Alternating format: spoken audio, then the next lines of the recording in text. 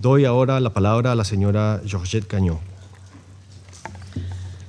Mr. President, over the past weeks, I've traveled across Afghanistan to remote areas, northern provinces, and to eastern border areas. In these visits, I've heard a consistent message from Afghan people, returnees, business owners, earthquake and conflict-affected families, rural and urban communities, and from women and girls. All have highlighted the increasing pressures they face, whether humanitarian, economic, or on human rights. On the surface, Afghanistan, under the de facto authorities, remains stable. Territorial and administrative control has been consolidated, and there is no meaningful armed or political challenge to their rule. The de facto authorities themselves present their main achievement as having delivered nationwide peace and security. The longer-term scenarios for Afghanistan, however, depend largely on internal dynamics within the de facto authorities' governing structure.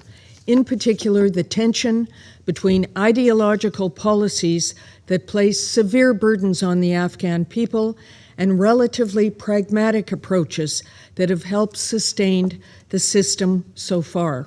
For now, what exists is increasing control by the de facto authorities without a clear end state.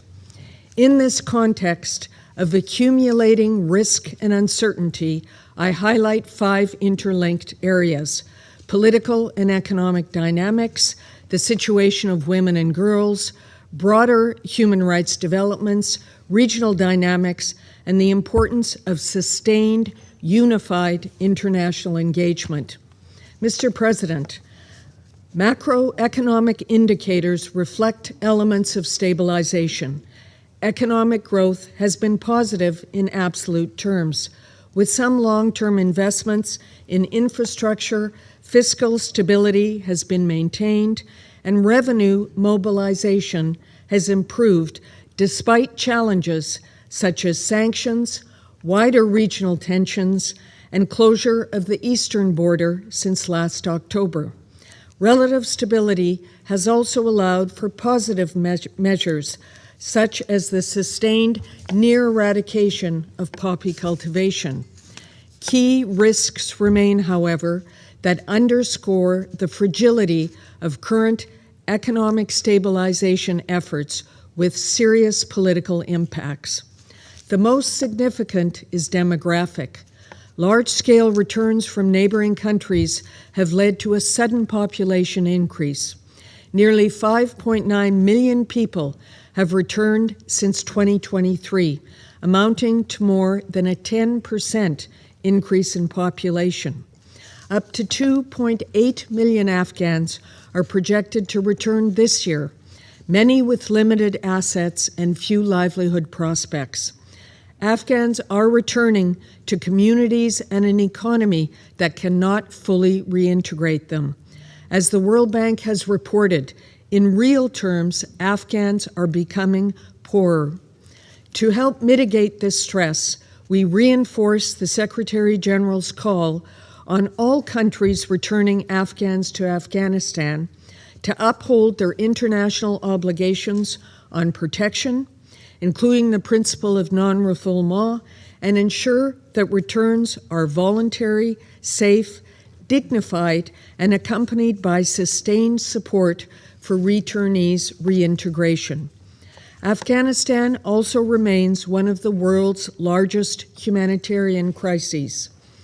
Some 21.9 million people, approximately 45% of the population, require humanitarian assistance in 2026. Mr. President, Afghanistan's demographic profile is also central to understanding its trajectory. More than half the population is under the age of 25. This generation is coming of age at a time of constrained opportunity, particularly for girls, but also increasingly for boys. Many are looking elsewhere for a future. There are economic drivers, limited employment prospects, declining household incomes, and rising competition for scarce jobs, particularly in urban areas already under strain from returnee populations. There are environmental pressures. Afghanistan continues to experience prolonged drought conditions, water scarcity, and ecosystem degradation. These factors are undermining agricultural livelihoods, the primary source of income for more than 70% of the Afghan people, and accelerating rural distress. The convergence of these trends multiplies existing risks, creating conditions conducive to increased migration, social, political, and economic alienation, rising insecurity, and potential radicalization. Mr. President, on the situation of Afghan women and girls, it is important to be very clear. What we are witnessing are severe and growing restrictions, the imposition of systemic and institutionalized harm with long-term generational consequences for Afghan society as a whole. An estimated 3.8 million girls between 7 and 18 years of age are not in school, including more than 2.6 million adolescent girls. Each year, approximately 250,000 more girls are permanently excluded from secondary education pathways, creating a lost generation of talent and potential. This has implications far beyond education. Recent UNICEF analysis makes clear that restrictions on women's education and labor participation are already costing the Afghan economy and undermining the country's longer-term economic development. Sectors such as health and education are experiencing a decline in qualified female professionals, with projections indicating the loss of more than 25,000 skilled workers by 2030. This directly affects service delivery. It reduces access to health care for Afghan people, particularly women and children, and worsens maternal and child health outcomes. These costs, both human and financial, will only worsen and compound over time.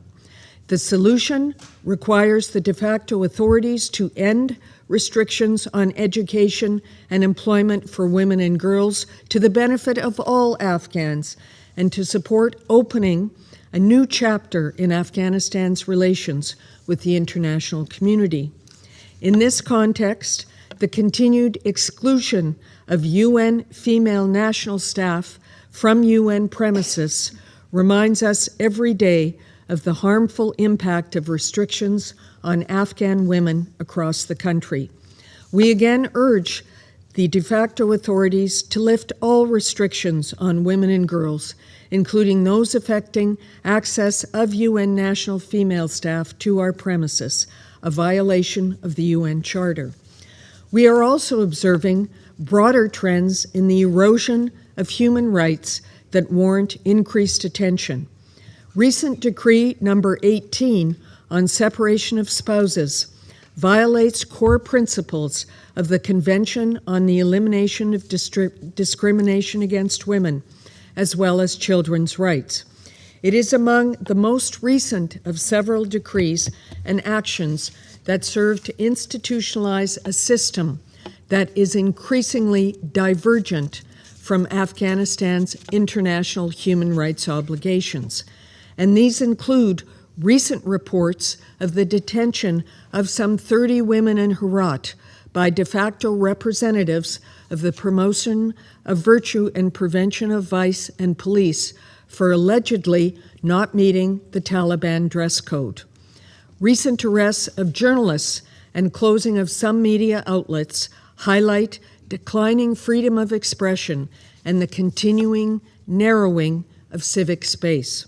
Mr. President, relations between Afghanistan and Pakistan remain strained, with continued border closures, security incidents, and military signaling. The impacts are immediate, as outlined in the Secretary General's report. Border closures disrupt trade flows, reduce access to markets, and increase the cost of goods. They also impede humanitarian operations and restrict access to vulnerable populations. Civilian casualties associated with cross-border incidents, as documented in the Secretary General's report and UNAMA's reporting, underscore the human impacts of this conflict. On both sides of the border, civilians bear the cost of political differences that must be resolved diplomatically. UNAMA reiterates its call for sustained efforts towards de-escalation and a durable ceasefire, agreement on reopening of border crossings, particularly for humanitarian assistance, and peaceful dialogue to resolve differences, including on the continued presence of terrorist groups on Afghan soil, as reported by the Sanctions Monitoring Team.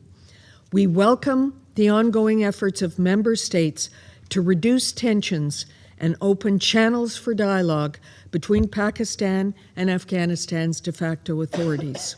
Mr. President, on UNAMA's efforts to guide a political process leading to the end state defined in Security Council Resolution 2721 of 2023, I reiterate that engagement is not endorsement of the current regime.